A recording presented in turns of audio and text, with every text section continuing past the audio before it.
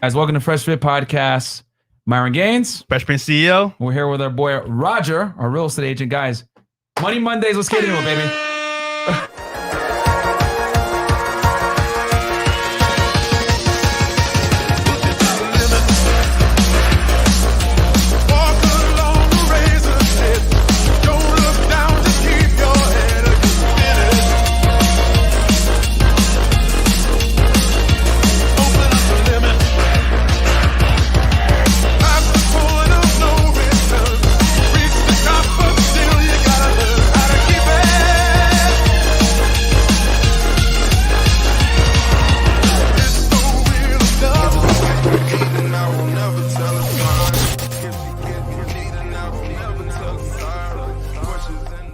Hey guys, welcome to Fresh Fit Podcast. I'm going to give ourselves a Don DeMarco, even though Chris messed up and did it early anyway, because we're actually starting somewhat on time. Yeah.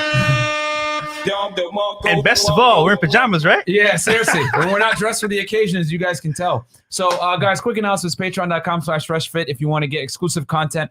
Our most recent exclusive one is we had two dancers on the show. Yeah. We're keeping it YouTube friendly, guys. Two dancers. And they went into detail about the strip club, how to maneuver, what not to do, and how to not get finesse. Yeah. Dance club, Fresh Dance Club. We got to keep it clean on YouTube, bro. Club. You know, we're like labeled now. Like I noticed that our growth, we've been gaining about 1,000 subs a day. Yeah. Now we're at like 800. So like they're strictly, you know, they're trying to stifle us. You know what I'm saying? And we got some haters coming after us as well.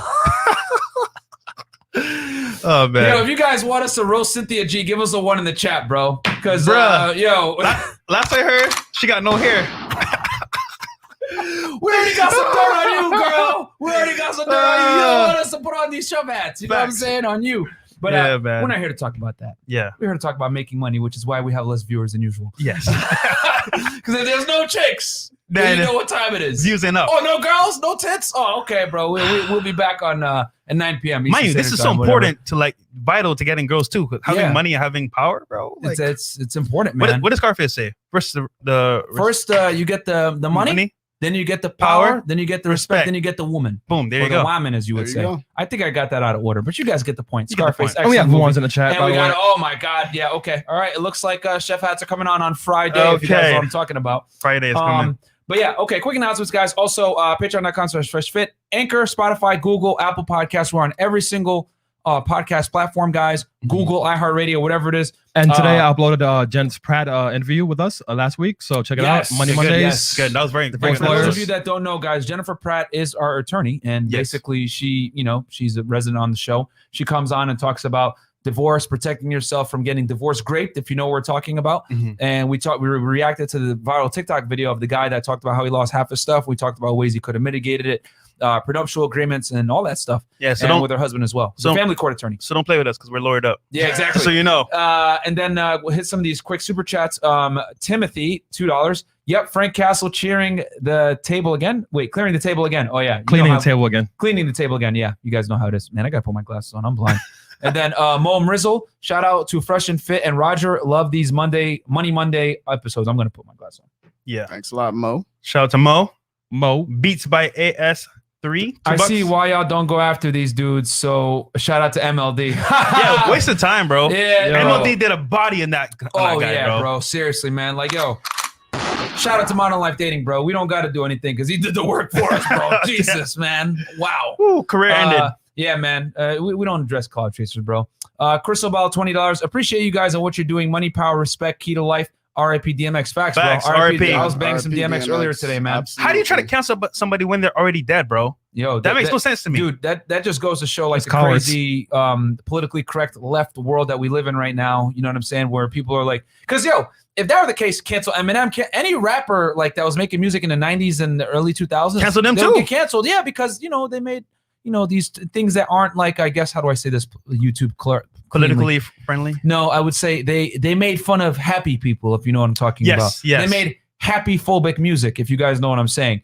And and they were degrading chicks back then. But like now, if you make the kind of music like, oh my God, we're gonna cancel you, blah blah blah. So it's whatever. So Beats again, $5. Mr. 1,300 women going out sad. Shout out to Fresh for answering my DM. Y'all thank me. And then Cali Papa Chunks $20. Missed the last live. Had to catch it later. Why y'all be roasting my homie Fresh like that? Trini voice. Oh God, no man, Fresh. This Bedlam, man, Fresh. You got let me that. say, Yeah, you got that, bro. Oh God, no man, Fresh. This Bedlam not back and all. Why y'all gotta talk? Wait, why y'all allow them to talk? Yeah, up this way. Big up for Finance Monday. Thank you, man. Thank you. That's Monday Mondays. Yeah, man. And then we got Ralph E. $5. The finances show are always my favorite one. Thank you so much for that, man. Appreciate it. Brisk Clown, $60. Put in my tuition and become high value. Yo, there you go, man. And then we got Samishi. Shout out to Samishi. Yo, you're like one of Chris's favorite, bro. You be helping him out a lot. Showing support. Can't stick around too long. Much love. Thank you so much, Thank you, brother. Appreciate that. Thank you, Brisk Clown. Yeah, and then guys, catch us on the Anchor and everything like that. So without further ado, guys, today's a very important episode, okay? Because there is no other better endeavor. Well, I guess how do I say this? It's made the most millionaires. Yes, real estate investment. It's the investment that has made the most millionaires. Across the board. Cryptocurrency might beat it in a couple of decades, but Soon. right now, as of today, real estate has made the most millionaires. It's created the most wealth. And guys, quite frankly, it's one of the most stable ways to invest your money. I hate to say it like that, but that's what it is. Because all the guys that we know that are millionaires have real estate. Yeah, facts. All of them. Facts. Whether they made their money originally from something else or whatever, they end up getting into Through real estate. Or they made their millions from real estate and then diversified and got into stocks and cryptocurrency, etc. But they started with real estate. And we're here in sunny Florida, right, where real estate I feel like is going to explode.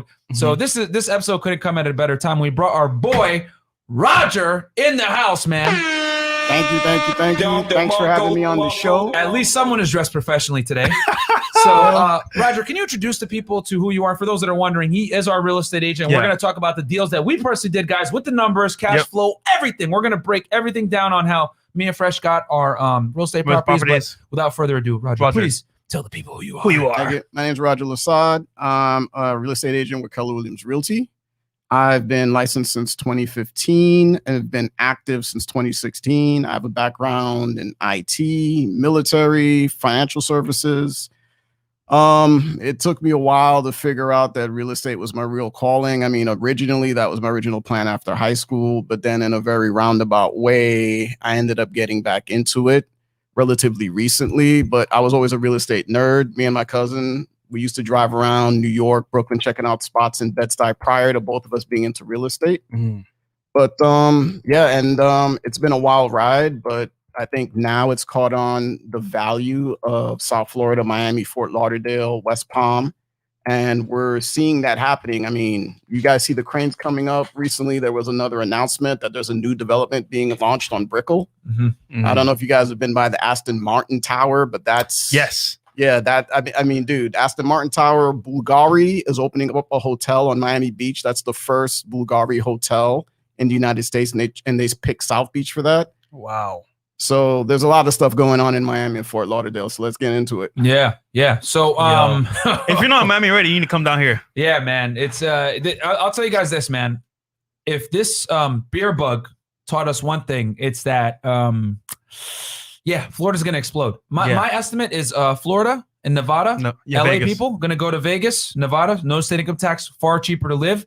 New York people, it's already happening. You know what I'm saying? There's a bunch of buildings here in Florida that have already filled up, including this one. Because Fresh we're making some moves with Fresh moving, and he can't even find a place right now. It's tough out here. New Yorkers are moving down here, man. All these New Yorkers are moving down here. They're getting that fell because if you can work remotely, why are you gonna pay 4 stacks to live in a closet in Manhattan when you could come down here, take that $4,000 and live in like a nice apartment with a view and water and a parking spot and everything else like that, So yeah, people are starting to get out of the Northeast, man. If they could work remotely, it's cold. Why? And last time we ran the numbers, I think roughly every day it's like 8,000 people coming to Florida.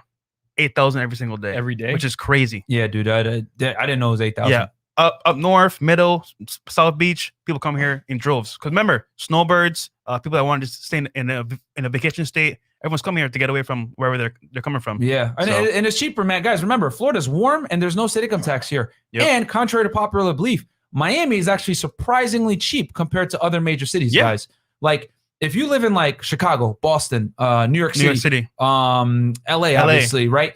All these places, you try to get like a 1-bedroom in a downtown area of the city, dude, you're gonna be paying like $3,000 a month or whatever it may be. It's gonna be extremely expensive, and you're gonna be getting like a piece of crap. Whereas like here in Florida, Miami, you could get a nice 1-bedroom for like under 2,000, which is unheard of in other major cities, especially in the downtown area. Like here in Brickell, you could get a 1-bedroom easily. And the reason why, guys, is because the thing is with Miami is like there's a lot of inventory. Well, not right now. Well, now it's starting to go up in price a little bit, but you can still get in now if you were to move in like in the next 6 months, I would say easily. But there's a lot of inventory here because that South American money, they had you guys know what I'm talking about. Miami was built on that nose candy, if you know what I'm saying. So there's been a lot of inventory here for years. So to rent here is great, but I wouldn't buy a condo here. And I mean, we could talk about that in detail for people that have questions. But all right, let's hit these super chats real quick, and then we'll go into Roger and into how we actually acquired some of our real estate property.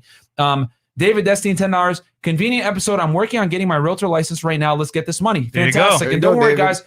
We will have Roger answering questions as well with the super chats during the show. So this is a chance to ask someone that's very experienced with commercial investment, everything. So if you guys got questions, especially here in the South Florida real estate market. Mr. C. $50. Thanks for the content. Appreciate that, dude. Mr. C. Thank you, brother. And then we got Don DeMarco. Roger, can you press the Don DeMarco button? It's this one right here. Legendary. Yeah. Up.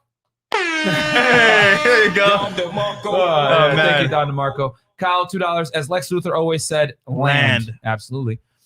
Sir Mr. Jason, $10. What's going on, gentlemen? Love Motivation Mondays. I'm currently working on getting my real estate license. I want to know, is wholesaling and other real estate investments still liable in this market? All right, I'm going to write that down. Chris, can you actually save that one as a question? And we will answer all questions, guys. Don't worry. These Money Mondays ones, we're going to make sure we answer these. I mean, with the chicks, it's tough. It's chaos. But when, we're doing this Today's type of thing. and everything. Yeah, exactly. Timothy, to the guest, Ty, for serving our country. Man, thank you. He's saying thanks to Raj. Thank you for serving our country. Absolutely welcome. Also, Sir Mr. Jason. Also, I'm a Florida resident residing in Port Charlotte Market, Sarasota, Punta Gorda, Venice, and Tampa. Yeah. Okay, cool. So you're up there, up north with the old people. El Baracho. To live and die in LA is a place to be. Hey, bro, you can live and die there, nigga, but you're gonna pay a lot of rent. And taxes, bro. Yeah, and taxes. That avatar, though. Yeah, that's a great avatar, though. The drunk. Yeah, the drunk. And then obviously that's the IG for Roger. So Roger, anything you want to tell the people before we get into the first how we got the instructions? Anything? I mean, we could tell the story how we all met, right?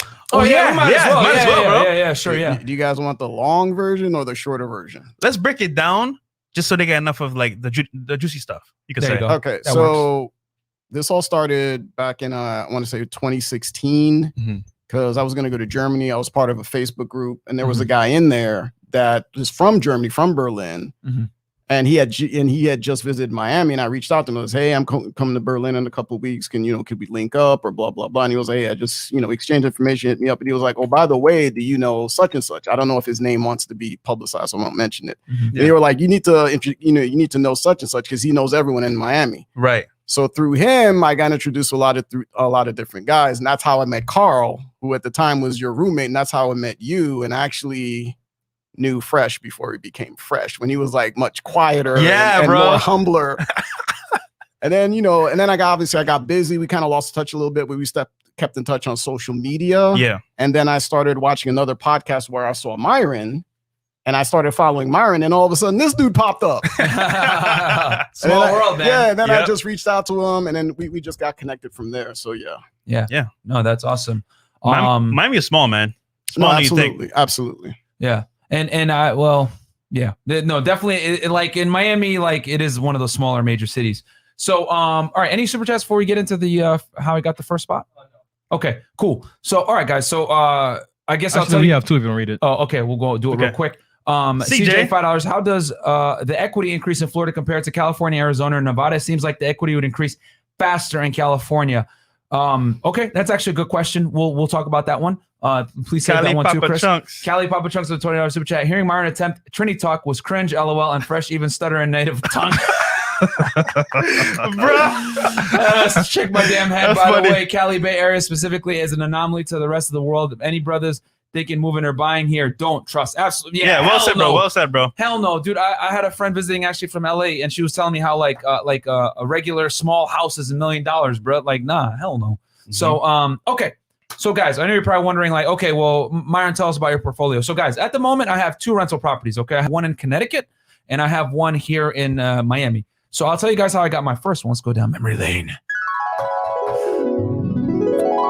So, and guys, we're going to talk numbers. I'm going to give you guys all the background, man, because obviously we're very transparent. We talk about our L's and our W's and everything else in between. Yep. So, so the first one, because this came up on a podcast, someone asked, "Why'd you pay a house off?" So I own one in full, guys, in Connecticut. And what happened was, my dad had some tenants in there. It was my childhood home in Connecticut, in New Britain, Connecticut, and the tenants in there weren't paying. Mm-hmm. So my dad basically couldn't afford to pay the second mortgage. You know, I didn't grow up rich, guys. My parents immigrated here from Sudan in the 1980s. And my dad was able to, you know, learn English, you know, get a job, doing fairly well for himself, but he's not rich by any means, right? So he was going to put the house on the market. He was going to sell it because the tenants weren't paying. And right now there's a moratorium, right? Which, Roger, can you break that down for the people what a moratorium is? So right now we've got two things going on. The main thing being an eviction moratorium, which I believe it's either till July or September. Thanks to President Biden. Which currently does not allow landlord to evict tenants. You can start the eviction process, but if you actually try to get the marshal or the sheriff to come out and actually forcibly remove them, they won't do it until that's been lifted. So yeah, that's crazy, man. So and Connecticut being a blue state, as you guys know, blue states tend to be more, how do I say this, tenant favored, right, versus landlord favored. New York is the same way. So my dad was going to put it on the market or get rid of it. And I said, you know what, I'll get it. I'll get it. And there was about $60,000 left on it. So I said, don't worry about it, Dad. I'll you know, I mean, the least I could do, man, is my father. So I basically bought it from him. And I also paid off some of his other debts. You know, and unfortunately, I was blessed to be in a position to be able to do that. You know, I had some money saved from my prior life that I did, which we'll talk about another day. And I was, you know, I bought the house from him. I paid off his debt, and honestly, it was something that I was really happy to do, really proud to do. And I didn't want to talk about it until I made sure all the dust was settled. But yeah, so now I own it. They just transferred it over to me finally, like where we did some paperwork, whatever. So I have the deed. I own the house. So. I did that more as like a favor, but at the same time, there were tenants in it who, to be honest with you guys, are problematic. They're a pain in the ass, but we're making it happen now. They're paying the rent and everything like that. I'm working with them, you know, trying to be very fair and cordial. a cordial landlord. And yeah, man, that's kind of how I got my first property. And then I'll tell you guys about the one that I did with Roger. We did a deal recently. We closed in March 12th to be exact. Yep. And we'll go down exactly how we found the property, the goals that we had, down payments, all the numbers. But if we're going to I guess I'll do the cash on this one. But I basically put down $60,000 and I'm getting about $1,800 per month right now. So really good leverage, you know, good cash on cash. I'll work the numbers for you guys, but I'll let Fresh talk about his property, because his property was actually like, dude, you got yours like really, talk about it. Fresh got the best deal out of all that us. Property. Yeah, I got a really good deal, man. Yeah, he got the best one of us all. Go ahead. So yeah, back in 2018, I started having like savings, and I said, you know what, I want to get a property, and I spent like that whole year looking at properties with my boy. Shout out to him. No, wait. How long did it take you to find the property? No, I didn't start until like end of 2018. Okay. I was looking at properties for myself, like doing numbers, look back and forth to see what's good. And for what I learned from Bigger Pockets and Grant Cardone, I kind of like picked and choose which were the good ones, right? So whole 2018, I was looking at properties back and forth, Zillow, apartments.com, all those websites. And then end of 2018, I took it seriously because I had the money saved up, of course. So I went with my realtor at that time. We went looking for the different spots, and there was one property off the grid that wasn't on the MLS at all, and off market. Yeah, off market, right? What was I saying about off market? Deals It's funny. Half the time, the owner lived in Brazil. He just said, "Hey, you know what? I want to get rid of it. I want to buy a bigger property, so I'm just gonna let it go for whatever I can." Right? So it's funny. My realtor had 2 people go look at it, and they passed on it because it wasn't in like the best neighborhood, but the rent. Like literally, like it's still, because it's 3 units, right? All the tenants are paying rent, and when you buy it, was cash flowing instantly, right? So I was like, why is anybody buying this property? And then also, we should probably break down like what cash flowing means, and we should like break some of these terms down. What is cash flowing now, Roger? What is cash flow, Roger? Okay, so I have one simple rule, guys. Do you guys remember what my rule is? Yes. If it don't cash flow, don't buy it. Real simple. And actually, this is I'm plagiarizing this from Mr. Wonderful because he said it first. If it does not cash flow, just say no. Yeah. In other words, when you buy a property, an investment property, it has to start making money for day one. Now, I know some of you value add guys might come out and be like, for most people, it has to start making money from day one. If it's not cash flowing, then it's not a good deal. No matter, don't get into this, well, maybe, and I could raise the rents and there's a new development. That's all speculation. It has to cash flow from day one or else keep looking. Facts. And for those that are wondering, guys, cash flow is nothing more than the surplus that you get after expenses are paid. Correct. So after you pay the mortgage, you pay the taxes, you pay insurance, you pay miscellaneous things that might break down or whatever it is. Whatever's left over is your cash flow. And then cash on cash return, which we talked about earlier, is basically your total cash flow for the year divided by the amount of money that you put into the deal. So for example, I just did the math on this. I put $60,000 into that house, right, to get my dad out of that debt. And then I'm making $1,800. I'm making back right now. I'm getting $1,800 per month on it, right? So $1,800, right, times 12 equals $21,600, right? And then you divide that by the cash in the deal. So divide that by 60,000 in this case, and I got a 0.36 cash on cash, which is outrageous, by the way. You guys, like, you should really be shooting not for. Typical. That's not typical at all. Like, you should typically be wanting, I'd say 8 to 13 bare minimum. You'd say, Roger? I mean, it really depends, but I mean, in this market, I try, like we spoke, I try to aim to get my guys between 15 to 20%. But in this market, anything above single digits, you're good. I mean, and some people might even be happy with 8 or 9%. Yeah, because right now in Florida, it is a buyer's market, right? Sorry, a seller's market right now. So because everyone is coming down here from New York and buying like crazy, but that's what cash on cash is, guys. Which personally, I think is what I would say, Roger, is probably the best metric to use. Correct. As far as like cap rates, you can play around with. They fluctuate. Can you tell the people what a cap rate is? Okay, so a cap rate is if you take the purchase price divided by the NOI, which is essentially the net operating income. It's basically your profit after expenses, not including debt service. Yep. So what we're doing with the difference between cap rate and cash on cash is we include the debt service, which is the mortgage. Yeah. Because technically you could buy a house all in cash. So that's why they do it that way with the cap rate. Okay. So the cap rate is more like a cash deal. It could be, well, see, that's why I don't necessarily like it that much. It's kind of a metric basically to kind of give you an idea. Because usually the higher the cap rate, it also means it tends to be a riskier investment. Okay.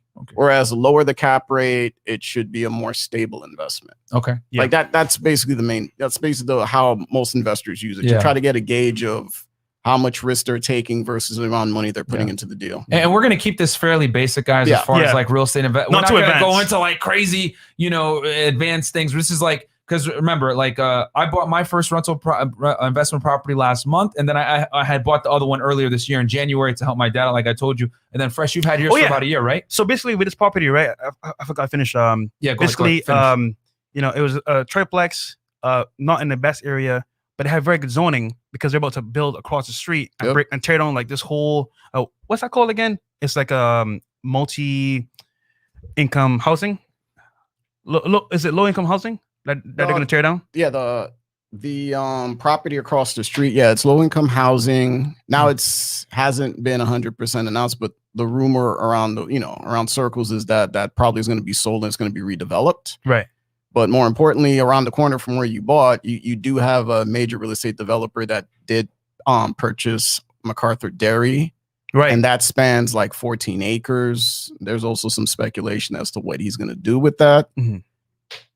Correct. There you go. Yep. Hey, there we go. Hey, shout out to Trey. But to make a long story short, your house is in an area where there's a lot of activity. Magic City, the Magic City district is like 10 blocks south of where you are. That's definitely happening. Not too far. So there's tons of activity. You're actually in one of the highest points in Miami because you're in Little Haiti. That's another good thing. You're only right next to Wynwood. Wynwood, for those that aren't aware, Wynwood is up the new poppin' area. It's the new poppin' area. It's the new South Beach. Exactly. Basically. Yeah. It's definitely like Wynwood is for my people that are from New York. It's the Williamsburg of Miami. The Brooklyn and Miami gentrification. Obviously the graffiti. artists, a lot of it's up and coming. So like it's a great place to buy property right now. Wynwood, if you could afford to get in now, it's pretty expensive. Wynwood's kind of done unless you have developer in your title. Wynwood's kind of done. It's gonna be But yeah, well, if you're close to it, you'll be okay. But they basically saw the property. People looked over it because they didn't know what to look for. I saw some things in there that would help me benefit greatly. Mm-hmm. I saw I could add value to the property, raise the rents, and also as well, I was in a good area for zoning.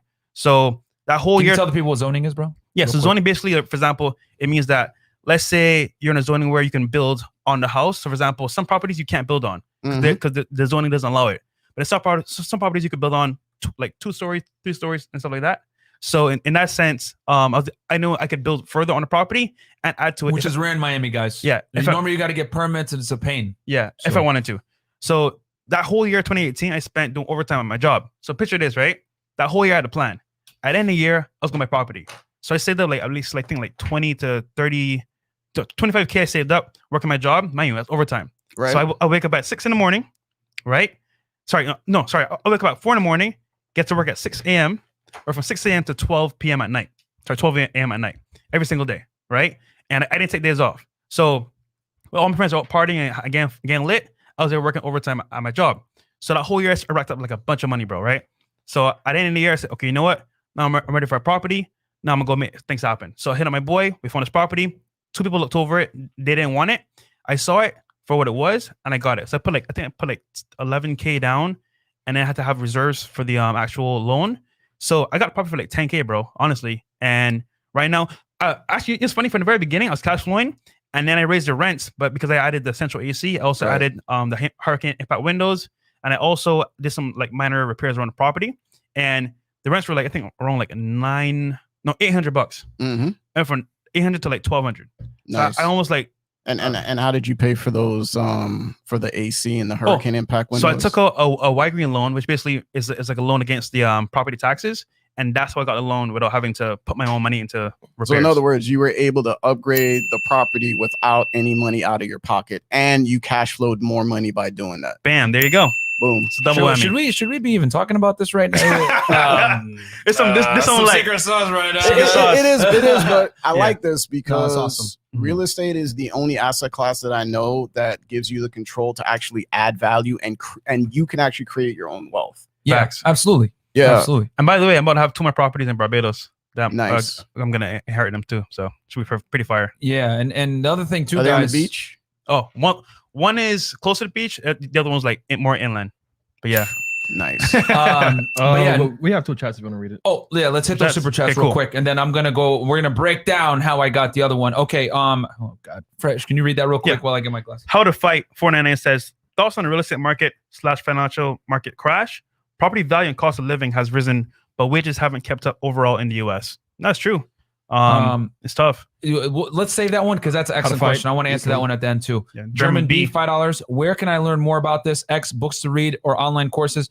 Yeah, we should do a real estate course, bro. I'll keep it simple. For most people, the first place I recommend people starting is biggerpockets.com. They've got a website, they're articles on Instagram, and if you're a YouTube guy, they have a YouTube channel, and from there they'll make recommendations on books and other people to follow. I mean, that's probably the best source to get started. And I think Graham Stephan is good. Yeah, too. Graham Stephan is good too. Grant Cardone as well. Yeah, as much as people talk smack about Grant Cardone, I think I like Grant Cardone's ideology of buying more doors. I think that's phenomenal advice because when you're collecting rent from more people, the chances of you having issues is not going to be as bad. But you know, obviously you're going to need more capital to be able to get in. But we'll talk about that. German B, $5. Working at examples. I also like Rich Dad Poor Dad, bro. I thought that was a pretty good book. Yo, the best book on real estate, in my opinion, is Set for Life by one of the Bigger Pockets co-hosts.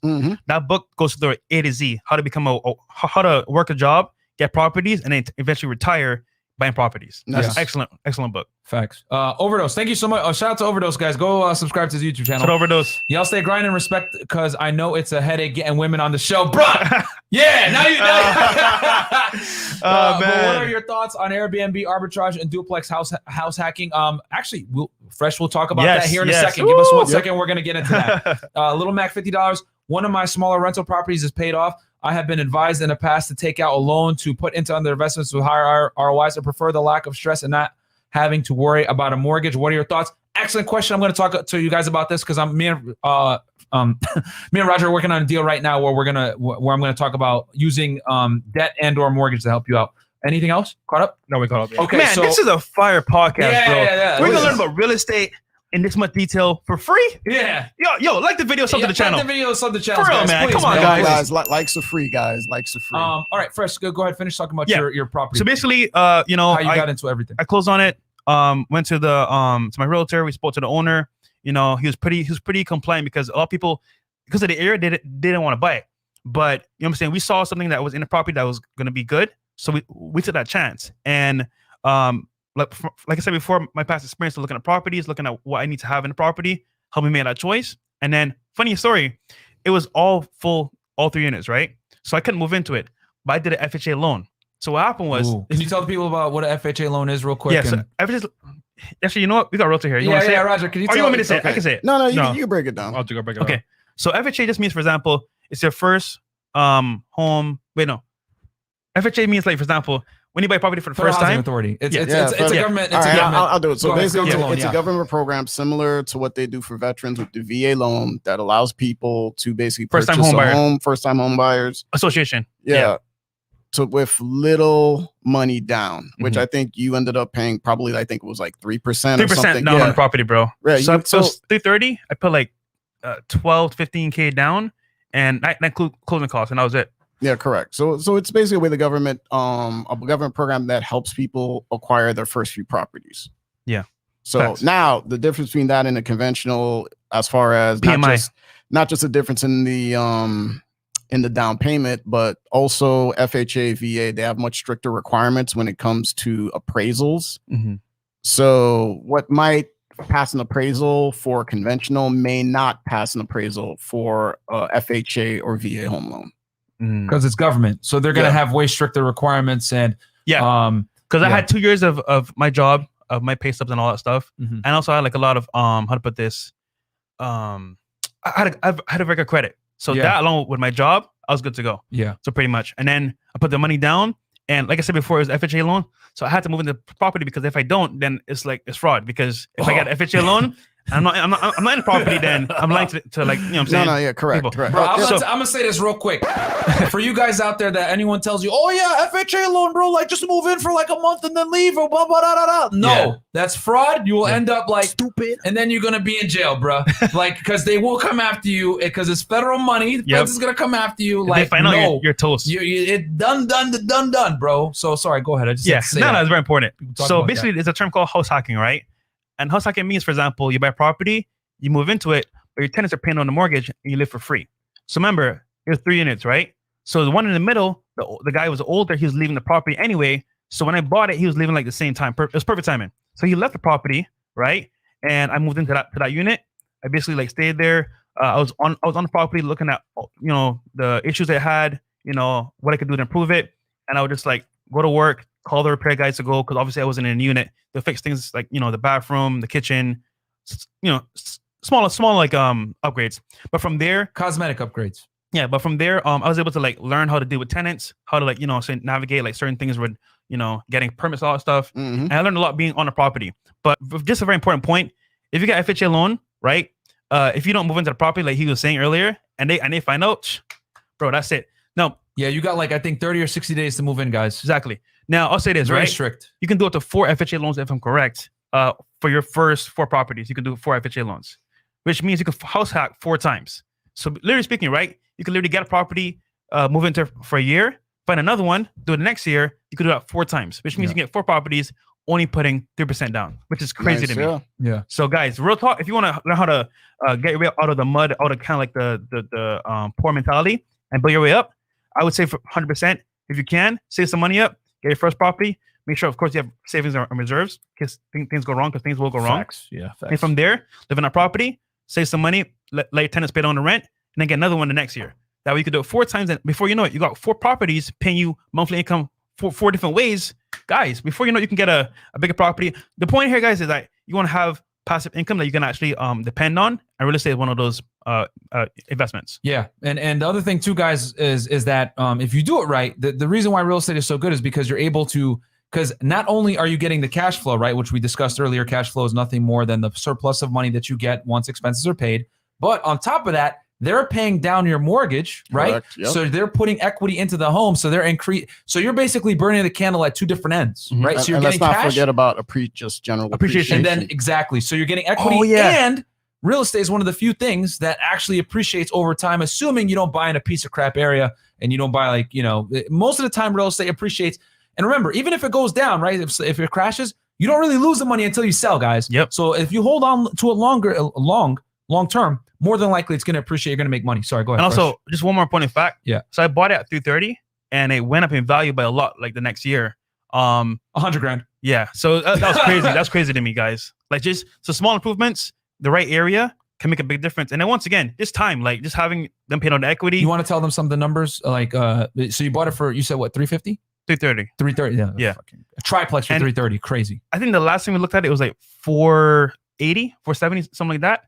I mean, I wanted more for the property, but I was gonna sell it, but nah. Not anymore. Not anymore. Man, I was gonna get it from him. Like, okay, I'll get it, bro. But no, it's in a good area, guys. He got it for a steal, and he was able to get into it. What, you put all cash in? What, dude? 13K. 13K. Bro, it's funny. Like, I was scared because I was, damn. We'll do some numbers. Maybe I don't have enough money to put in property, but dude, all I need was that amount with the closing costs, and I was good to go.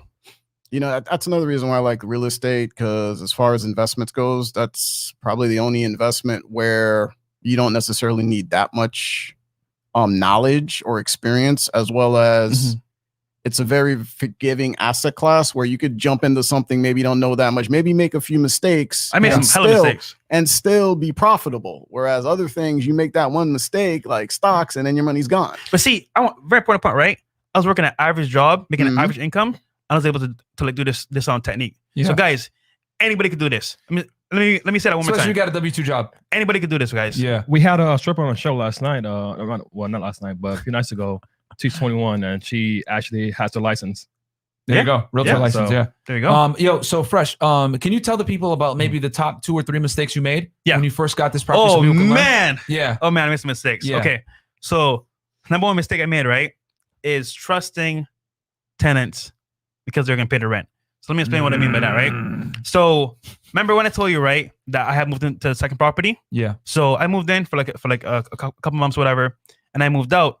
And I moved to Brickell down here. Yeah. So I had to find a tenant for the unit. So I'm like, I'm working my job, whatever, but I still want money to pay the mortgage because remember, only two units are paying the mortgage. The other unit would be like, for example, me getting money now. Yeah, that'd be your cash flow. I didn't want to. I want to start getting money for myself because obviously now I'm moving out, so I want to get paid for it. Yeah. So I was like, you know what? Whoever comes with money, I'm gonna take first because obviously no screening, no background. I did a late screening, but I didn't really do a background check. Right? No background. So I got this tenant, right, bro? Holy smokes, this older guy, bro. Right? I don't know what he's old guy. I know. Point is, he came to the property. Oh, I'm in Section 8 because things are tough. Would you accept it? I'm like, you know what? Kind of to my heart. You seem pretty cool. It's fine, bro.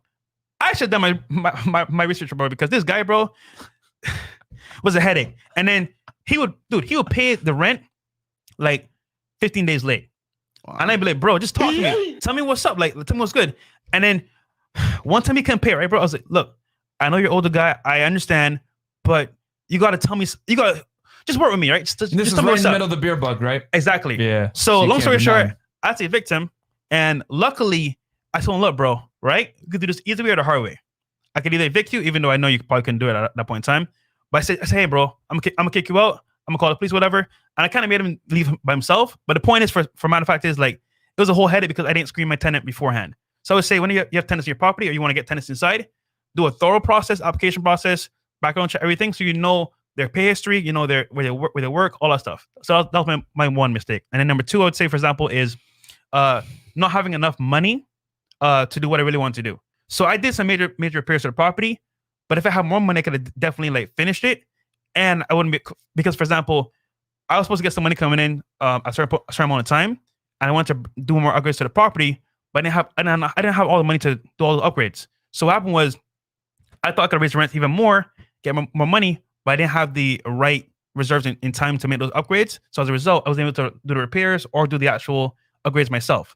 So in that sense, I kind of was stuck in that loop because one, I didn't have the money to do upgrades, and two, I was stuck at a certain level because I couldn't do the upgrades. And you don't want to become house poor, guys. House poor, yeah. Basically, which is basically like when you dump all your money into a property and you don't have reserves to like go like to make repairs, to make fixes, emergency situations like that. So don't be an idiot and dump all your money into the property. Like, I'm ready to invest, and you just like dump everything in there, guys. Like, you know what I'm saying? You got to have, obviously have like, it's got to go in stages of importance, right? So you got to have your emergency fund, right? Your rainy day fund of liquid cash that you have at any time, right? Like, I always say 6 months to a year, right? Of that money. Then after you have that handled, then you go ahead and get your money ready for, an investment property. Whether you're going to get an FHA loan and you're able to do 3%, or you're a veteran, you're able to do no money down, or you're going to do the standard 20 to 25% as an investment property. But make sure you have that money outside of the money that you have for your rainy day. And on top of that, on your down payment, you want to have a little bit extra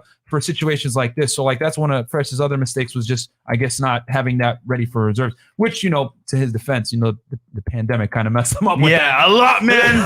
But it's all good. Things happen. But yeah. And then one last thing, now on the property, I can refinance. I basically put like almost 100K. Yeah. I keep the property. Yep. And I can take that money, get another property as well. Yep. So that's upgrade. That's the power of real estate. You can buy the property for a low amount down, get into it, do some upgrades, raise the rents, and then once after year pass or so, you can do a catch-up refinance, get the money out of the property that you put in with equity, and then get another property and do that same process over again. It's called a BRRRR. You kind of like you buy, rehab, rent, refinance, repeat. Repeat. That's so it. I just want to add something, because I know a lot of people out there. There's always this discussion of whether I should buy it outright or I should buy it using a loan, i.e., using leverage. Yep. You guys feel free to go out there. There's tons of examples where the guys that use leverage will end up anywhere between 3 to 5 times the amount of money over a 20 or 30 year period than the guys that just kept buying things cash. So strongly encourage leverage. But now here's the thing. Once you get up to a certain income level, whatever that is, whether it be 10, 20, 30, whatever, at that point, it makes sense to delever, because now you're making the money that you want. And at that point, if you're not planning on growing anymore, then you can actually, and you have more money than you pretty much know what to do with. There's nothing wrong with now paying everything off, and then you're just and doing cash deals. Yeah, definitely. It's like you don't want to be in that weird middle ground, guys. And that's, I'm really glad you brought that up. Like you want to be using, like when you're first starting out, you want to use leverage, which leverage, guys, is just a fancy term for saying you're using the bank's money to acquire an asset, right? And you're trying to get in there at what I call, like, because any deal will work depending on the numbers, right? Correct. Yeah. If you're able to, whether you put a certain amount down, 3% or 20% down, any deal can work if you do it correctly. So in the beginning, right, like right now, the stage that I'm in, I'm using mortgages, right? I'm using like a bank leverages to get myself into the property, making some cash flow, and then slowly building up my portfolio. Then as you get bigger and bigger, you're going to have way more money, and then you'll be able to do a cash deal, which a cash deal, guys, is basically when you go up to the owner, hey, this thing's $300,000. You know what? I'll do $270. I'll give it to you cash. I'll make the deal happen in 2 weeks. You know what I'm saying? Because I don't have to worry on a bank. And this is appealing to a lot of, no, absolutely, especially sellers, someone that's motivated and may have some type of time requirement. Exactly. Yeah. So yeah, absolutely. So as cash deals, like, they'll be really happy to do that if you have it. So but that's obviously down the road, and when you really have a bunch of your experience, you know what to look for when you go in. And you have a lot of capital, you can go in there and do cash deals. But in the beginning, guys, you absolutely want to be using leverage. So I'll talk about my property now, I guess. Then, just real quick on your numbers. Because you're getting, he's getting an insane cash on cash. By the way, guys, it's you're getting what, like $1,200, $1,300 per month cash flow. Yeah, and right now, $1,300. Guys, he put $13,000 down, so that's literally 100%. Yeah, literally. that's one. Yeah, that's yeah. Okay, so we got some super chats, and then I'll talk about my property. And we got 990 live viewers, by the way, guys. Like the video, comment, subscribe below, please. It help us with the algorithm. So, Fly Guy. $5. Taking a HELOC on my rental property to buy more rental properties. How does my cash flow calculus change with a HELOC on type? Worth the risk? Yeah, I am going to do a HELOC myself, guys. Just about figuring out which bank will allow you to do it. TD Bank allows you to do it. Yeah, but to answer that question, honestly, it's the numbers, right? So if you take a HELOC, which we should probably tell them what a HELOC is. A home equity line of credit. Yep. Yeah. Right. So now, once you take that money out, you're going to have a payment going. So that payment now becomes an expense, and you have to subtract that from what your first property has given you. And that kind of gives you an idea if it makes sense or not. And then you also have to factor in what you could potentially make off the second property. So I guess you're going to look at the combined cash flow and see if that makes sense. Yeah, it's very based on numbers, guys. Yeah. But a HELOC is basically, think of it as like you're taking a line of credit on a property. So let's say you own something for $100,000 worth, right? Most banks are going to give you, okay, I'll give you a line of credit on that house. It's worth 100. I'll give you up to 80%. Typically, and then you're able to have that 80% there, and you can use from it what you need to use it as a down payment to get another property or whatever it may be. Which I know a lot of people like to compare all the time to the cash out refinance. Which actually, this is a good point to talk about. With the cash out refinance, you're basically taking out money on the equity of the home that you've built equity in, right? But the problem with the difference between the cash out refinance and the HELOC is the HELOC, you always had that line of credit there. Versus the cash out refinance, you have to continuously do it every single time, get your credit running again, and you have to apply for it again. Is revolving. The cash out refinance is just one time. It's one time, and you have to do it again every single time you want to do it. You know what I'm saying? So those are the two different ways that you can go about it. But with the cash out refinance, it's typically a little bit easier to do because a lot of banks won't give you a HELOC on an investment property. They'll only let you do it on a primary residence. But I just found out today because I was trying to research this. Actually, that's an excellent point, by the way. Yeah. That's the thing about the HELOC that kind of sucks is that most of the time you can only do it on primary residences, but some banks will let you do it on an investment property, which TD Bank is one of them, guys. I found that out earlier today because I was trying to inquire about this. Text Productions, $5 straight gems right now. Use the VA home loan to buy my first property in Connecticut. I'm still taking notes. I'm glad, bro. Congratulations on your first home. Especially in Connecticut, dude. The taxes up there are expensive. Congrats, man. Congrats. Island Hermit RP. Buying property in Hawaii, 3 acres, buying some tiny homes to rent out to the tourists. That way I can just chill and enjoy the island off-grid living. Hey, man, do your thing, bro. Hawaii might be a better Airbnb thing, but I ain't going to cap. One of our boys is big with Airbnb. We might bring him on the show, actually. Yeah. But we just do real estate, straight real estate. Jamar Ford, when buying in Miami, what type of insurance do you need? Home flood insurance, etc. Is insurance reasonably priced? We will go over that right now when I talk to you guys about how I got my property in Florida. Shows on Hanma, $2 thoughts on flip instead of rent. No tenants then. Nah, man, I'm a fan of buy and hold, bro. Let me interject. Fresh is buy and hold too, but buy and hold, let me interject. So I know a lot of people are like flip or buy and hold or exit. I'm a firm believer that you cannot utilize a singular strategy. When you're looking at a property, there might be a property that may make sense to fix and flip. It may make sense to turnkey and buy and hold, or it may make even better sense to rehab, then buy and hold, or possibly rehab, put renters into it, and then sell it to another investor. Which is once again why I recommend Bigger Pockets and some other sources, because I think once you get into that singular strategy, like if you're doing a fix and flip, and let's say market turns while you're doing that and that no longer works, then what do you do? So my answer to that is don't be like a one-trick pony.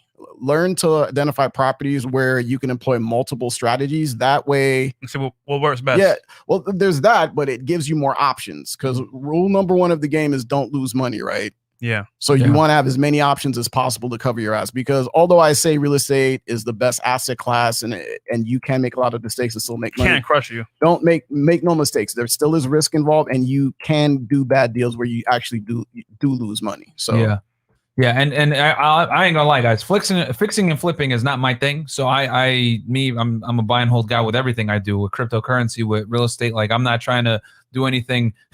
I'm risk tolerant to a degree. You know what I'm saying? Adil Javat, $5. How do REOC and REIT investment risk return compared to direct investments in real estate?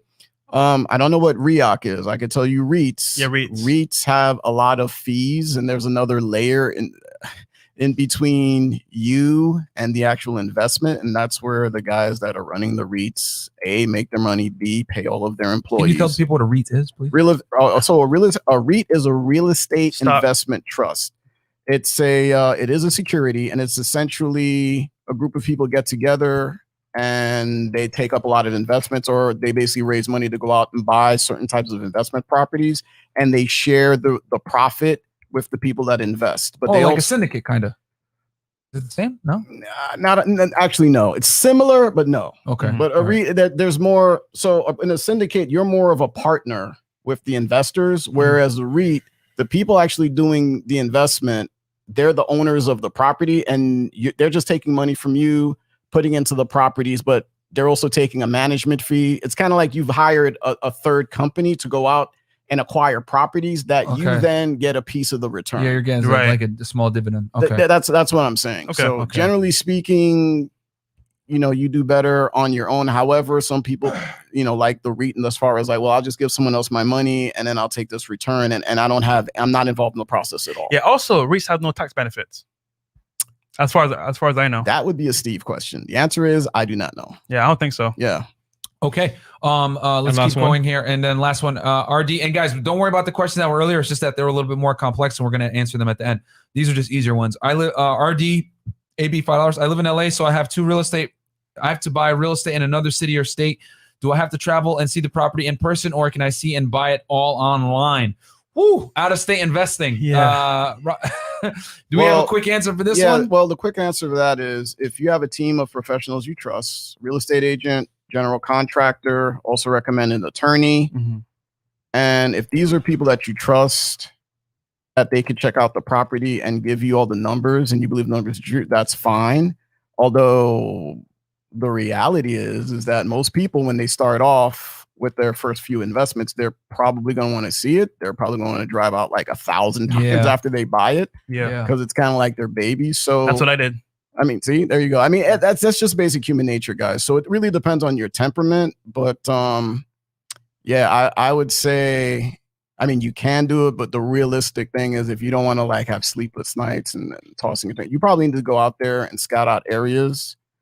Obviously, like you mentioned, Las Vegas, Nevada, and there's some other areas that are, I guess, outside of the California area, but not too far. But yeah, you're probably better off just picking an area, building a team, and then maybe for the first few deals, you're more involved, so you have that comfort built up, so that when you get to the point that you can buy stuff sight unseen, you're basically you're not going to get the gurgling in your stomach and the sleepless nights and the tossing and turning because you're worried whether or not you made a good deal or not. Yeah, no, for sure. That's some good advice. Yeah. So, all right. So we're gonna transition over, and I'm gonna talk to you guys. And do we have anything else, Chris? Yeah. Okay. We'll hit these, and then I'll tell you guys. Okay. Arlen RP $5. Island Hermit RP. I will be putting the tiny homes on my property on Airbnb. Glamping is really big over there. The tourists love, and it's cheap and easy to invest. Yeah, okay. Man, go for it, bro. Is that Hawaii? Hawaii. He's talking about Hawaii. Gotcha. Yeah. So that might be the best move, dude. Cool. I'll admit, like, Airbnb is not my thing, man. So. Okay, bought Jersey Wraith $20. Bought first home through a VA and gearing up for my second. Congratulations. Buy near military bases. They get guaranteed BAH, and if they don't pay the rent, you can call their first sergeant, and they are obligated to pay the rent. Oh, that's a good little nice tip. There you go. Yeah, I didn't know that. True. Yep. Okay. Loan revolver $20. Just bought Set for Life by Scott Trench on Bigger That's Pockets. it. What's a good property to invest in if you are just starting out? Apartments, homes. Multifamily, bro. I would say that's the safest. But once again, if the numbers are right with a single family, go that road as well. Yeah. But just from my experience and from what I've seen, people start with multifamily. Yeah, dude. A duplex is very easy. Yeah, triplex. Because you can take one side. You know what I'm saying? And it's easier to house hack, but ultimately the answer is it depends, because if you can get a single family house for way cheaper and the numbers are better, then definitely do that. Why not? So, Sir Mr. Jason, $5. Is it profitable to buy a pre-foreclosure or foreclosure? And can you do that with a conventional loan?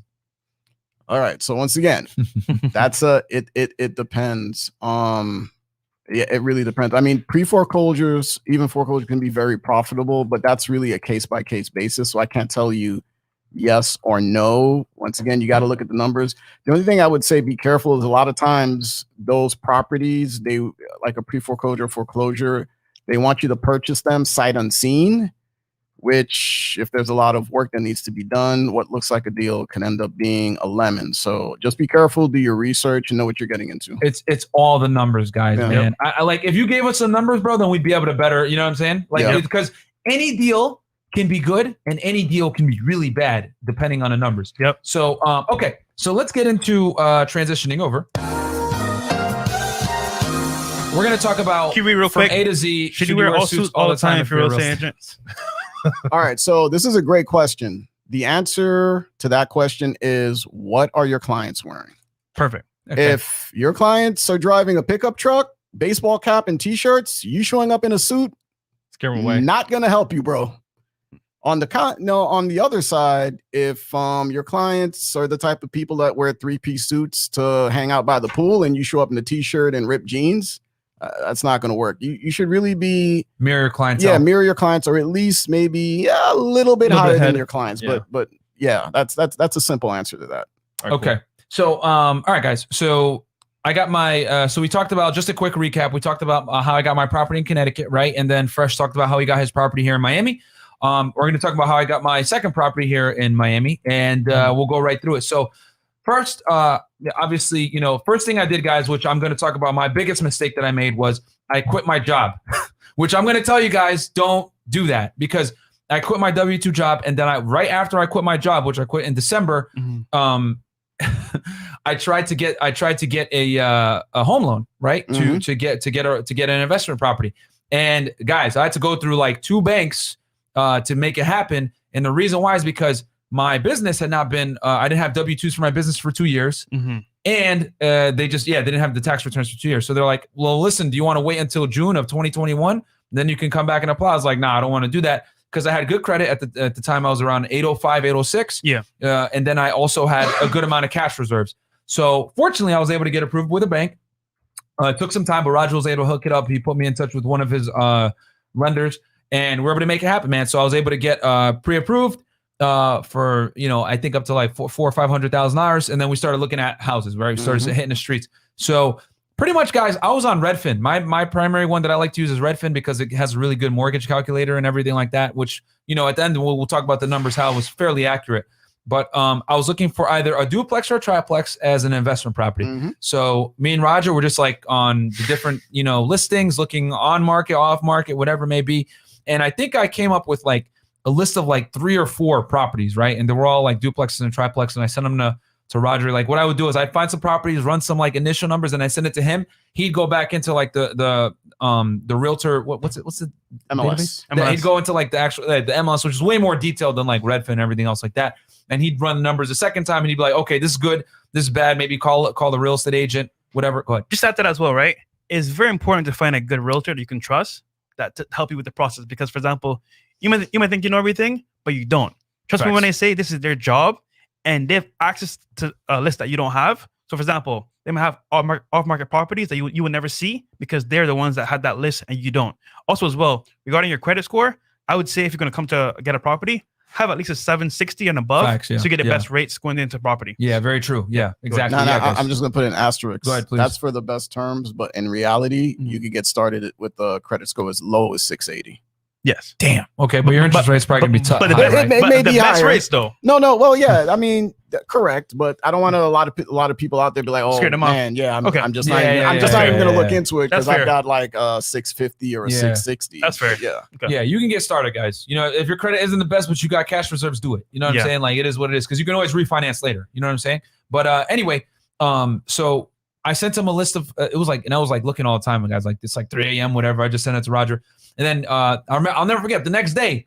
I was asleep, right? In the afternoon. We had just started doing the late night shows, I think, and I was asleep, and then he called me, and then like I didn't wake up, and then like Fresh calls me, hey bro, you need it. Roger called, you got to call him right back right now. Blah blah blah. I was like, what's going on? Then he hit me up. He was like, yo, there's this property. It was a duplex, and the good thing about it, guys, was the owner had just redone everything. Like what did he fix exactly, Roger? Do you remember? So he put in brand new ACs, put in tankless water heaters. I think he redid the electrical, the flooring, the roof. Basically everything that I could think of. Even I thought it was going to get him on the septic tank, but he did even actually had that redone recently as well. So that's a common one that like people like don't get done often. Right? Yeah, exactly. So everything seemed like it was ready to go, in really good shape. The price seemed to be in the range that we were looking for as far as the numbers and profit. And I was like, we got to jump on this before someone So that else. day, guys, he calls me. We called him that day. We said, hey, we want to schedule. I think we went and saw it that day too.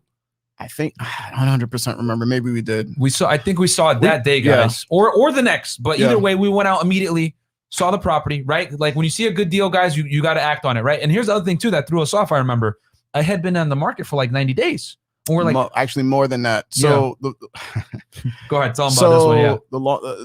The short of it is that the gentleman that put this property on the market, he had originally listed it for $450, and it had been on the market over a year.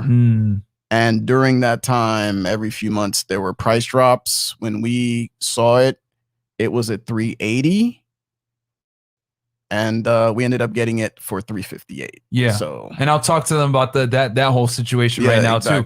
So again, guys, as a seller, when you put your thing on the market, which I learned this through working with Roger, like you better be ready to really sell it and put it at a reasonable price so that you don't have to consistently keep dropping it, because that gives the buyer more wiggle room to negotiate, right? So he had it up, and we were asking, like, why has it been on the market so long? And the biggest reason why was because the two tenants were family members, and everyone that wanted to move in wanted to kind of house hack and basically get in, right? And kick the other person out and be able to live in there for free and, collect rent. And he had promised the tenants, hey, I'm not going to do this to you. I'm going to, I'll allow you guys to, because they were relatives, allow you guys to both live here at this rate, right? Which they were both there. It was going to be a turnkey property. They were both paying about $1,450 per month, right? So $2,900 total. So okay, bet. So that makes sense because it was redone. It had been on the market for so long. Why the hell? So that's why, because people wanted to come in and basically get on an FHA loan and kick the other person out. So we make an offer for $380. Yeah. Right. He accepts it verbally. Then the next day he comes in and says, okay, I'll do $385. Right. Changes up Miami. Right. And we're like, you know what? Fine. It's fine. Whatever. You know what I'm saying? Because at the end of the day, like every $1,000, like every $5,000, like $50 extra, like, you don't want to lose a deal off of like little semantics. Right. Because when we were doing the math, it was still going to cash flow very well.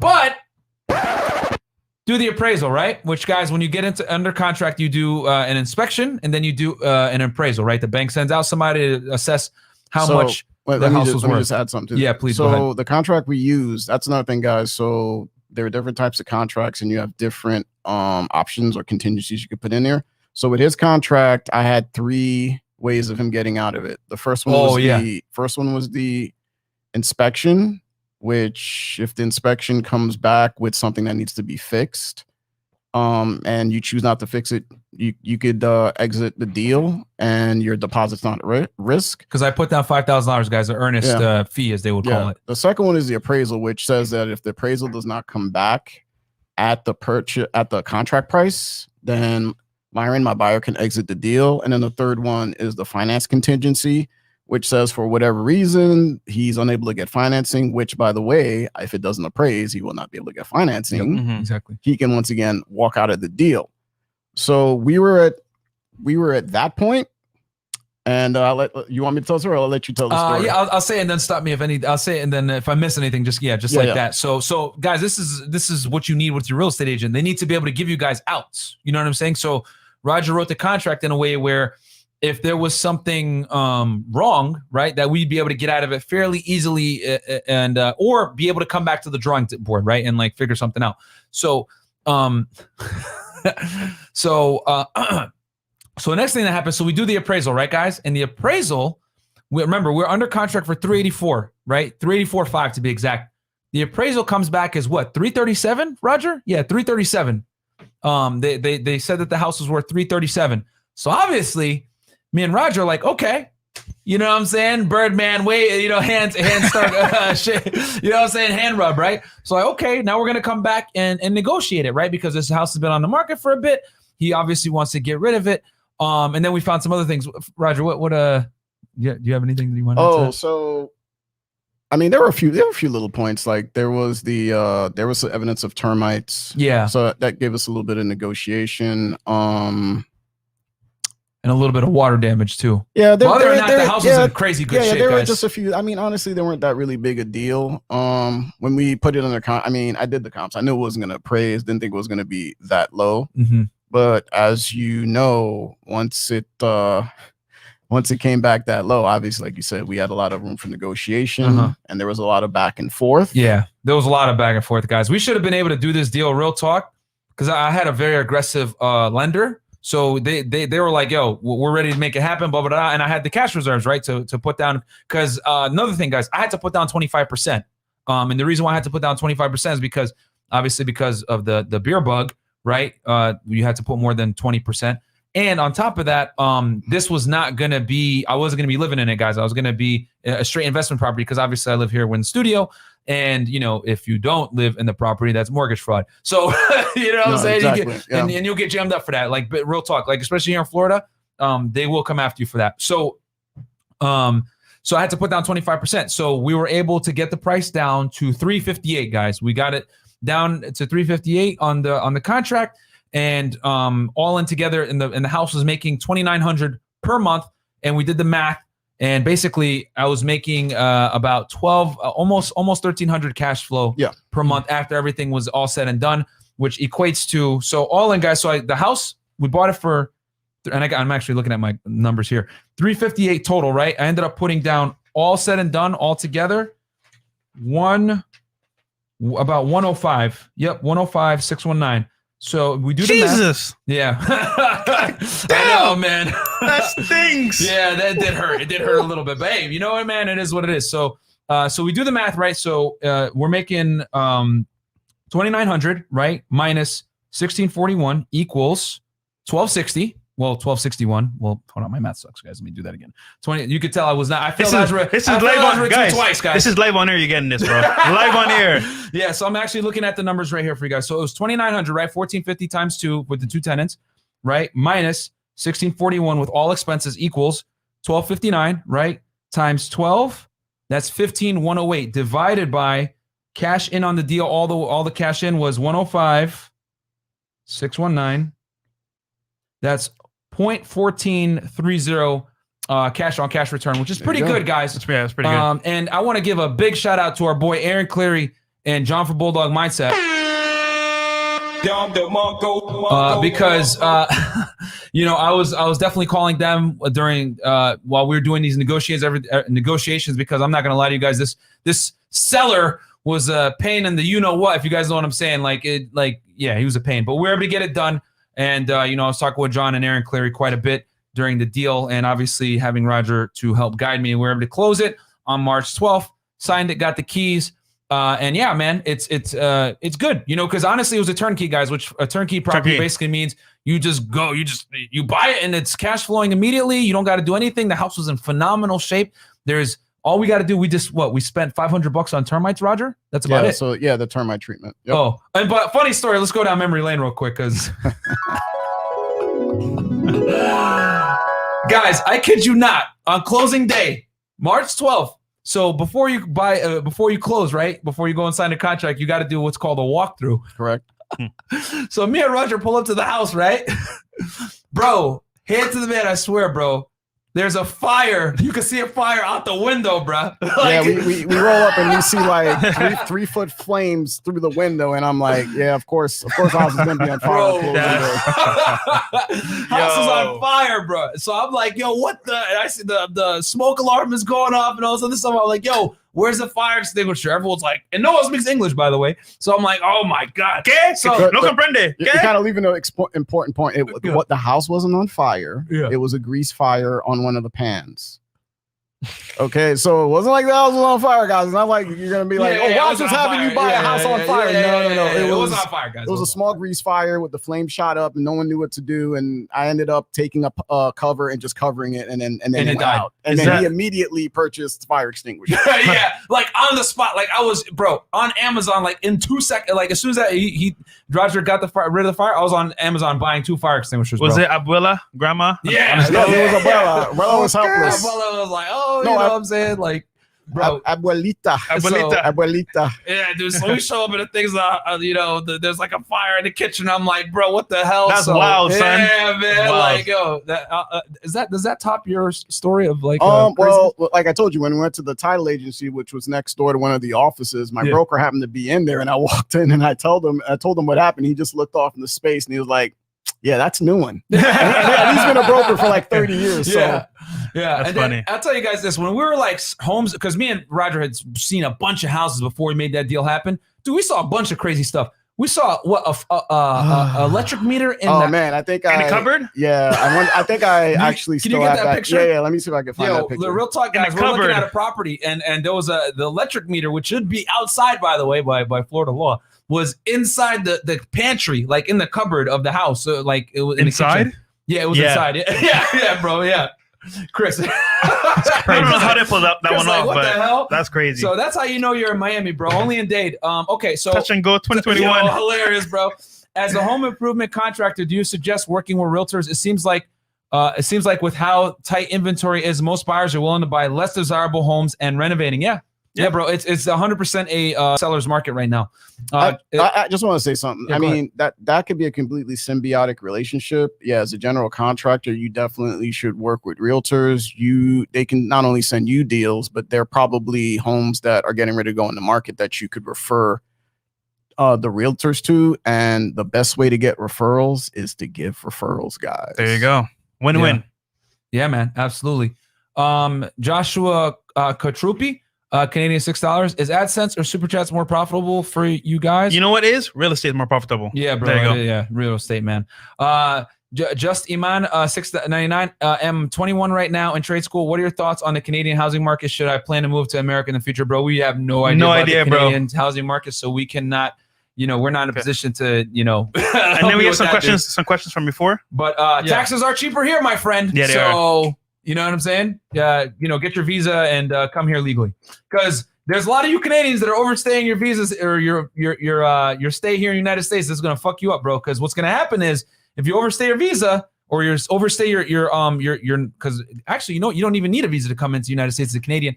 If you come in on a visa, right, or if you come in on a visa waiver and you overstay, you're gonna put yourself as inadmissible for like 5 to 10 years, dude. So don't mess yourself up. Okay, so here's some super chats from before. Sir, Mr. Jason, $10. What's going on, gentlemen? Love Motivation Mondays. I'm currently working on getting my real estate license. I want to know, is wholesaling and other real estate investments still liable in this market?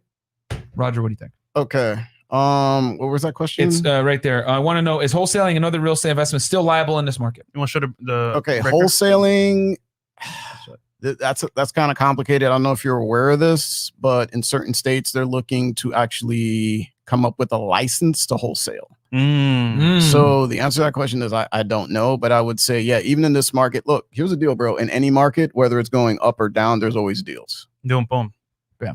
Cool. So that's the answer to that question, because I can tell you right now, even the big boys are probably a good example. Guys that have tens of millions or hundreds of millions. They've done crazy deals since the beginning of the pandemic up until now. So that's probably the best example of that. There are always deals, and I know you're like saying, well, those are guys with X amount of money, but you could always find deals. It's just it depends on how much work that you want to put into finding those deals. Cool. Even if it means knocking on doors, sending out mailers, walking around neighborhoods, talking to people. You can make it work. Yeah. Guys, half the job is finding the deals, man. Literally right before Roger came over here, he went and did a drive-by of a property that me and him are just put an offer in for. You know what I'm saying? So it's yeah, man. You gotta hit the pavement. CJ, $5. How fast does equity increase in Florida compared to California, Arizona, or Nevada? It seems like equity would increase faster in California. I think this is a good question. I mean, so here's the thing, bro. We're only educated in Florida. Yeah, we don't. But what I will say is this. I'll give you my speculation. Property is more expensive in California. You know what I'm saying? So I don't foresee equity as I don't see value as going. I mean, it's going to go up, but I don't think it's going to go up at the same speed that Florida and Nevada are going to be, because Florida and Nevada just is growing quickly, man. People are moving and getting the hell out, and a lot of people are leaving California. So the thing is with Florida is that they're always building stuff here, especially with Vegas as well. Yeah. So I feel like just being in an area that's high movement and high growth for investors outside, help equity go up, because once again, if you're buying a popping area, people want to live there. New Yorkers are coming down here in ridiculous amounts, guys. So I would say, instead of trying to get in California, where you're going to have $500,000 to $1 million to even get into a property, to play the game. Why not just come in somewhere where you don't have to have as much capital, dollar means more, and your dollar goes further, and you have a better chance of appreciation long term. As that's what I would say. That's my speculation, though. What do you think, Roger? So with me, that's kind of a broad statement, because I mean you're comparing some of the biggest states in the country, right? So real estate is more of a niche market, especially when you're talking about investing. And yeah, that's kind of a tough comparison to make. However, I would say that, and I think what you're really asking is which state is more profitable to invest in. That's what I was asking. So right off the bat, there's a higher acquisition cost in most places in California, plus your taxes, cost of living, etc., are higher. So my educated guess would be that your profits are going to be less in California than there are in Florida. Case in point, I'm actually working with an investor that he's based in the LA suburban market. He's looking to invest in Florida because he's worked the numbers in California, and he can't get them to make sense when you factor in everything, including taxes, higher cost of living, higher acquisition costs, etc. Okay, there you go, man. So I mean, we ain't saying California sucks, but it kind of does. Yeah. Can you show them the breaker? Yeah. So guys, we're gonna show you a quick little photo. By the way, can we? Oh God. You want to put it on the Telegram? I'll show it. Okay. Yeah. You know what? That's actually probably better. What? I can send it to. I can send it to Telegram. Cool. Yeah. All right, and then we'll show, and then we'll put it up on the screen for you guys because this is too funny. You guys got to see it. Yeah. Okay. And by the way, we got 983 live viewers, guys. Please like the video, comment, subscribe. What else did we have, Chris? Those two. That's about it. That was it. Yep. Okay. Cool. All right. And then we have one up top right now. I see. No, this was. Oh, that's one. Oh, okay. That's from before. So yeah, okay. Guys, if you have any last minute questions, super chat them in, and we'll answer them. And tomorrow we're gonna have roommates on. Yes. Tomorrow 8 p.m. Shout out to the roommates. So check it out. They're gonna be here in Miami. They're actually here right now. They are. Yeah. Oh. They're doing a live with somebody that we know. Oh, okay. All right. Yeah. All right. I didn't even know. Then, all right. Cool. Yeah. And then also tonight we have a late night show as well. Yeah, we have a late night show with some lovely ladies. Yeah. Well, I think 3 or 4 girls, right? Something like that. Yeah. I don't even know what's going on anymore, guys. I'm just like, okay, reloaded. I'm here. You know what I'm saying? And shout out to Trey, by the way, in the back. Shout out to Trey. Shout out to Chris. And shout out to Chris as well. I was gonna say Chris. I was gonna give him. I know. I was gonna call Dr. Trey. I know. But you know what I'm saying? It's like, guys, real talk, man. We are the #1 dating podcast in the world. And we're the #1 podcast in Miami because I've looked at these other dudes and they're trash. And yeah, bro, I mean, we're just gonna keep giving you guys the heat, man. We're gonna have business owners come on Money Mondays. We're gonna talk about real estate. When me and Roger close our next deal, which we're working on right now as we speak, we can't talk about it right now, but we're working on another deal. We're going to come back and work the numbers with you guys again. And Chris is getting this image ready for you guys because this is only in Miami. Do you see crazy stuff like this? Fresh, did you have something? No, I was going to say, go ahead. Guys, this is so much value here. Like, I wish I had like this when I was coming up, when I was younger, dude. Or even when I was older. Because, for example, what are you talking about, Fresh? You're still coming up. Oh, well, I'm saying like when I was like in school or like, you know what I'm saying, starting my first job, like saving money from then, I'll be way further ahead than I was saving like now, if that makes sense. I mean, I totally get you, but Fresh, how old are you? 28. Dude, there are guys that don't get this information that you already have until they're like their mid 40s, like 50s, bro. You're way ahead of the curve when I tell you this, like way ahead. Damn, hey, Roger, son. You want to tell the people how old you are, bro? You got no. You know what? That good skin. Yeah. No, absolutely. Like, case in point, I'm telling my story, right? Because I'm 51. I didn't become... Wait, what? Well, yeah, I'll be 51 in August, so technically I'm 50. Whatever. Nani? By the way, guys, spoiler alert, dieting, exercise, and living a clean life, it works. So, really? Yeah. What? Dude, he doesn't look at it at all, bro. Yeah, I know. You could be my dad. Yeah, dude. Guys, only in Miami, guys. Literally, we're looking at a property, bro. Look at this, bro. Is that a tea mug? Yeah. What? That's some plates. FYI, guys, that will not pass inspection. Yeah, guys. So when we saw that was an immediate deal breaker. We could not. I mean, and the numbers were good. It would have been nice if she told us that before driving all the way out there. Yeah. It was in the hood in Miami, but the numbers were good. I think it was like $269K, and it was like $3,000 cash flow. At this point, I mean, that wouldn't have passed inspection, guys. Yeah. But yeah, I hope you guys enjoyed that one. Yeah, we saw a lot of other crazy stuff too that we could not share pictures of. All right, folks. Okay, follow Roger. I think we have some super chats that came in, right? No, we didn't. No, we did? Okay, good, cool. Follow Roger, where can people find you? Well, they can find me on Instagram, or you can just Google me. I'm all over the internet, but Instagram, Roger_Lissade, or at Roger Lissade Realtor. I'm licensed in the state of Florida. I'm with Keller Williams, so I could always refer business outside of the state of Florida to other top-rated agents. I work with investors mostly. I do both residential and commercial. I also do like regular residential homes. And also I have a shout out to my cousin, Dom Codio. He's the one that really pushed me to getting into working with investors in commercial. He's an independent broker up in New York, and he's doing phenomenal, especially on some big deals. So anyone looking to invest out there, definitely I got people out there. Shout out to my daughter. She's a phenomenal residential realtor in the North Atlanta metro area. Anyone looking to buy a home out there? And yeah, I mean, we're basically a family of realtors, guys. So real estate's in our blood. That's what I love to do. I mean, you give me $100 million tomorrow, maybe not tomorrow, but the next day I'll be back out doing deals. Yeah. Probably a lot bigger, more on the 50, 60, $100 million price ticket deals. But yeah, I mean, real estate's something I love. So, and these are two guys I'm happy to have them on podcast. Two really great guys. Glad that I met Walt. Glad Walt introduced me to Myron. So yeah, we're here, guys. So and we met. Should I say how we met or no? No, you can say. We met in a pickup group, like doing pickup, like day game, night game. That shit was funny, bro.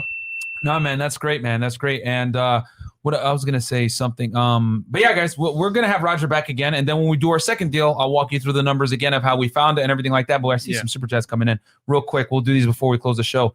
Mr. T, $10. Newbie living in Tampa, 175 movers a day. First time looking to buy with about 150K saved up to put down for 1 or 2 properties with my 2 brothers. Any hints aside from looking at Redfin? Find a realtor.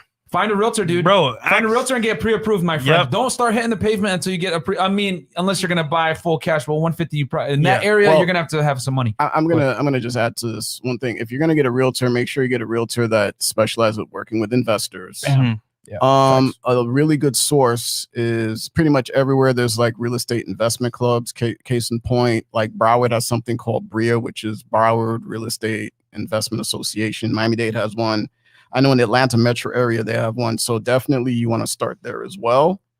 And yeah, dude, do your research, build your team. I'm not sure what you're looking to do. If you're looking to buy fix and flips or to rehab, make sure you've got at least 2 to 3 really good general contractors that can advise you on the actual cost of repairs. But yeah, dude, I'd say jump into it, bro. Just do your research, build your team, and you know, like I said, do your due diligence. All right, we got Frank LVR, $5 like wine. Yeah, man. Yeah. Timothy. Roger's old as hell. Timothy, 9199. Does owning an iPhone help a real estate deal? Hey, man. Yeah, you know what? This guy's a troll. Does not have an iPhone. He has an Android. So here's the deal. These two guys have been like pushing me to get an iPhone. I've had an Android for the longest. Strong, my brother. Trey got an Android too, bro. Yeah. So I am going to get an iPhone. I've actually discussed this with other people in the industry. My biggest challenge right now is transferring all the information from my Android to the iPhone, because obviously as a realtor, I basically live and die on my phone. So it's going to be a problem if I can't access everything in there, especially history, text, and chats and everything. So I'm working on that. I don't know if I don't think that necessarily helps you close deals, but long story short, you need an iPhone. There you go. I think the iPhone, the laptop and the iPad, the fact that they sync easier, I think it just makes your job. At least that's what I've been told. I'm gonna try it out. We'll see. So I'll let you know. Strong, my brother. Yeah. Roger, you gotta stop being an old nigga, bro. Yeah, man. And I found it's pretty funny. She was like, "What pickup group? Like, what does it mean?" Hey, kid, don't worry about it. So you know, like when there's garbage on the floor, right? Like, and you don't have a committee of people. You go join a pickup group. You pick up the garbage and you go home. No, the chat explained it nicely. So there you go. No, okay, fair enough. Okay, fair enough. Well, guys, I hope you guys enjoyed that show. We'll catch you back tonight, guys. Also, patrons, we're gonna have a Zoom call with our patrons right now.